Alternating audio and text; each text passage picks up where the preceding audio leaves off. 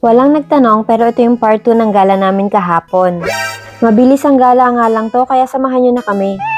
Pero bago ako nag-voice over nito, may napanood akong video. Sabi niya, hindi pa nga ako ang bukas. Hindi natin alam kung anong mangyayari kinabukasan. Ito talaga yung madalas kong naiisip, lalong-lalo na ngayong tumatanda na tayo. Na minsan may gusto kang kainin, kaso mahal, kaya tinitipid mo yung sarili mo. Kahit may budget ka naman. Kainin mo na, minsan lang naman. At least natry mo, natikman mo, nasubukan mo. O kaya naman may nakagalit ka, may nakatampuhan ka, pero gusto mo siya makausap. Kausapin mo na. Sabihin mo yung nararamdaman mo. O kaya naman gusto mo magbikini ngayong summer, pumunta ng dagat, mag-two-piece, kaso natatakot ka sa sasabihin ng ibang tao. Oo, tititigan ka nila ng mga 3 seconds, pero lilipas din yan. At least nagawa mo yung gusto mo na matagal mo nang gustong gawin. As long as wala kang masasaktan o maaapakan na ibang tao, gawin mo na yung gusto mong gawin. Kahapon daw may sumakabilang buhay. Marami sana siyang planong gawin ngayong araw.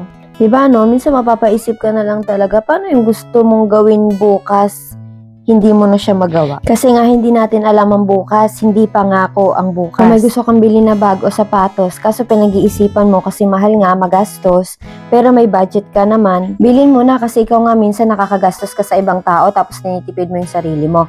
Actually, hindi lang naman financial. Marami din naman tayong gustong gawin sa buhay na hindi naman kinakailangan ng pera. Like, gusto mong sabihin yung nasa saloobin mo, yung nararamdaman mo, mag-sorry ka, sabihin mo sa magulang mo na mahal mo sila, di ba? O kaya naman ikaw yung tipo ng taong nahihiyang maningil ng utang. Huwag kang mahiyang maningil ng utang. Pera mo yun, kukunin mo lang. Basta ang importante, gawin mo yung gusto mo, kung saan ka masaya, alagaan mo ang sarili mo, alagaan mo mga magulang mo, maparamdam mo sa pamilya mo kung gaano mo sila kamahal. Huwag kang mag-aksaya ng panahon sa mga taong hindi ka gusto. Maging busy kang mahalin yung mga taong na-appreciate ka at gusto kang makasama. Mabuhay ka ngayon at wag doon sa sakit ng nakaraan, kalimutan mo na yon at wag mo masyadong isipin ang kinabukasan. Make the most out of your life while you have time. Wala yan sa edad o kung anumang status mo sa buhay kasi kung oras mo na talaga. Kaya naman gawin mo na ang gusto mong gawin. Sabihin mo na kung anong gusto mong sabihin. Be practical at wag kang matatakot sa kung ano man sasabihin ng ibang tao.